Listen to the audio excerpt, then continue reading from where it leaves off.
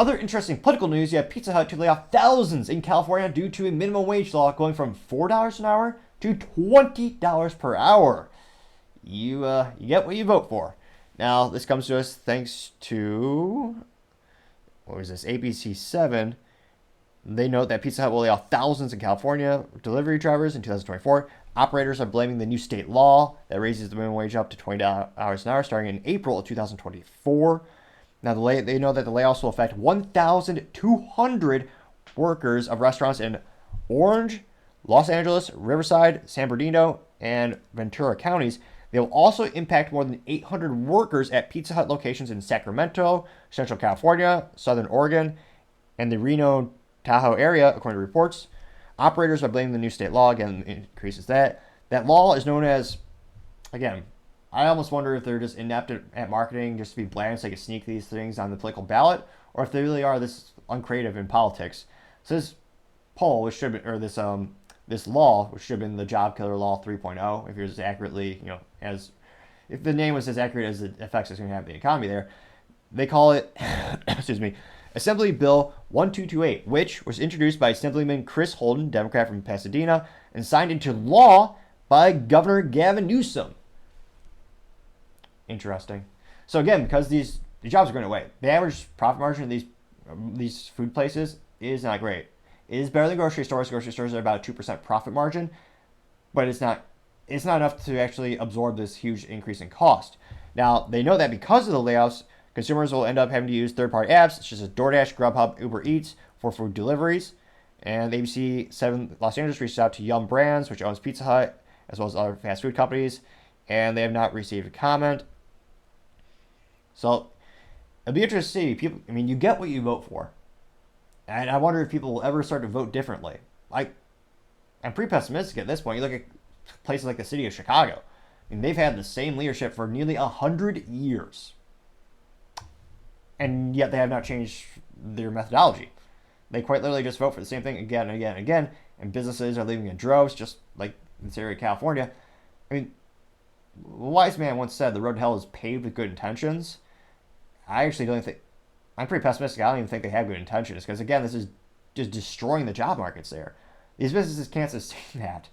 And as we talked about increasing minimum wage before on the show, it's those instances where you could also argue it's morally vacuous that the government is saying, if that gentleman over there, if he doesn't have the skill set to reach $20 per hour and produce $25, $30, $40 an hour in value to the company, we're going to take away his ability to work.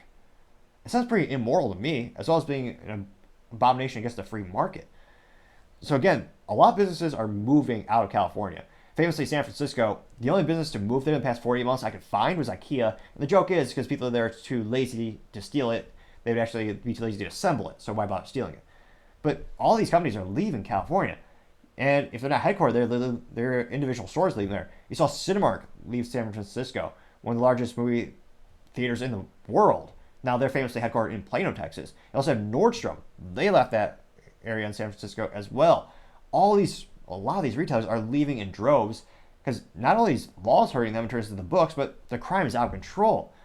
And again, politics, they voted to change the theft of up to $950 from a felony to a misdemeanor. And the way the public justice system is set up is a plea system, so they plead down. So again, starting from a felony, which traditionally they would plead down to a misdemeanor, now they're starting a misdemeanor and pleading down even less. Or in many cases, because again, these are evil district attorneys, they just choose not to prosecute them, put them back on the streets. So again, it's one of those things where business owners may not be interested in politics, but politics is very much interested in you, and this is a great use case. A lot of these operators, they call them operators, they're franchise owners. So perhaps the most famous one in history being McDonald's. McDonald's doesn't own a lot of those stores. They're actually owned by mom and pops. They're owned by separate businesses. Some people that want to pull their savings together, maybe they'll open 2 to 3 McDonald's. So they'll start a franchise company.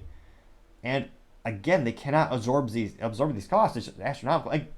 Again, I'm not a doctor, but if you click subscribe, it may help with my speaking aptitudes. It's not 100% guaranteed. Very few things are, but it may help with my stuttering. If you click the subscribe button, it may. Probably, perhaps. It can't hurt to try, that's all I'm saying. And it'll be interesting to see. The biggest issue is California is one of the largest markets on the planet. That's why the automotive community is heavily influenced by California. They're the 10th largest automotive company on the planet. It's that big. So a lot of people are saying, well, why won't these businesses all leave? There's so many people still living there somehow. The businesses are going to try to work like hell to stay in operation there. Now, the really question is, how can they stay in there? How can they stay there safely? And how can they stay there and actually make a profit? Now, they're saying here they're just going to destroy the jobs. So let me know in the comments, do you think, are they going to try to repeal this law somehow? Are they going to try to dramatically ramp up automation? I mean, there's only so many levers you can pull. And in some cases, again, they want to be in business there because it's a huge opportunity. But in some cases, they're going to leave. So it'll be interesting to see what's the long-term result of this. Unfortunately, it's going to be detrimental. A lot of opportunities are going to be taken away from people who want to start their career. I mean, part of the American dream, I always argue, is climbing that corporate ladder. Getting that entry-level role, working 105 hours a week, grinding it out, getting that promotion because you're going above and beyond everyone else. So it'll be interesting to see what's the long-term effects. But, I mean, as I always say, time shall tell.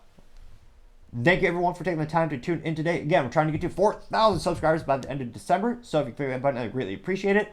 Also, leaving a like also helps the video with the algorithm, and the feedback with the comments is greatly appreciated. Lets me know how I can make the show better and better. Also, lastly, don't forget to take time to tell your family, tell your friends, tell your coworkers, heck, tell your enemies, tell anyone and everyone. Just stay safe, fight the good fight.